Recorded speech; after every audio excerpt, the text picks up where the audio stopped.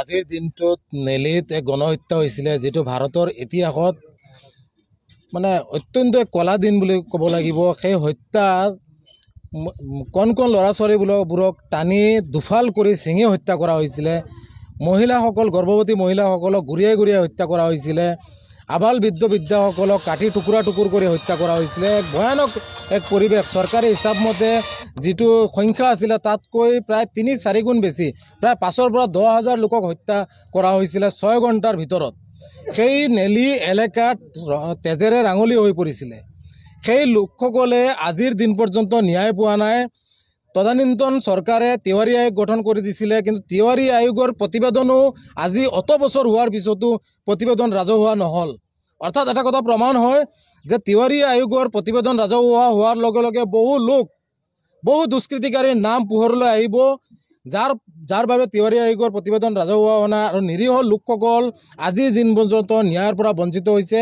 গতিকে আমি আমচুৰ উদ্যোগত প্ৰতি বছৰে 18 ফেব্ৰুৱাৰীৰ দিনটো কলা দিৱস হিচাপে পালন কৰোঁ আৰু দোৱা মেহফিলৰ আয়োজন কৰোঁ। সেই একেধৰণে আজিও আমচুৰ উদ্যোগত অসমৰ প্ৰতিখন জিলা সমিতিৰ লগতে আমি হোজাই জিলা আমচুৱে চাংমাজিত দোৱা মেহফিল আৰু প্ৰতিবাদী সভাৰ আয়োজন কৰিছোঁ। আমি স্পষ্টভাৱে দাবী কৰিছোঁ যে সেই দুষ্কৃতিকাৰীসকলৰ নাম ৰাজহুৱা হ'ব লাগে, অন্যায়ৰ বলি হোৱা লোকসকলে ন্যায় পাব লাগে, এককালীন আৰ্থিক সাহায্যৰ ব্যৱস্থা কৰিব লাগে আৰু এই লোকসকলক, এই হত্যাৰ বলি হোৱা লোকসকলক শ্বহীদ ঘোষণা কৰিব লাগে আৰু হত্যাকাৰীসকলক চিনাক্ত কৰিব লাগে, শাস্তিমূলক ব্যৱস্থা কৰিব লাগে। এই দাবীৰে আমি প্ৰতিবাদী সভা আয়োজন কৰিছোঁ আৰু আমাৰ দাবীসমূহ যদি নামানে আগন্তুক দিনত ইয়াতকৈ ভয়ানকভাৱে প্ৰতিবাদী কাৰ্যসূচী আমি কৰি যাম, কলা দিৱস পালন কৰি যাম। গতিকে স্পষ্টভাৱে দাবী জনাইছোঁ যে এই দুষ্কৃতিকাৰীক চিনাক্ত কৰিব লাগে, নিৰীহ লোকসকল, হত্যাৰ বলি হোৱা লোকসকলে ন্যায় পাব লাগে।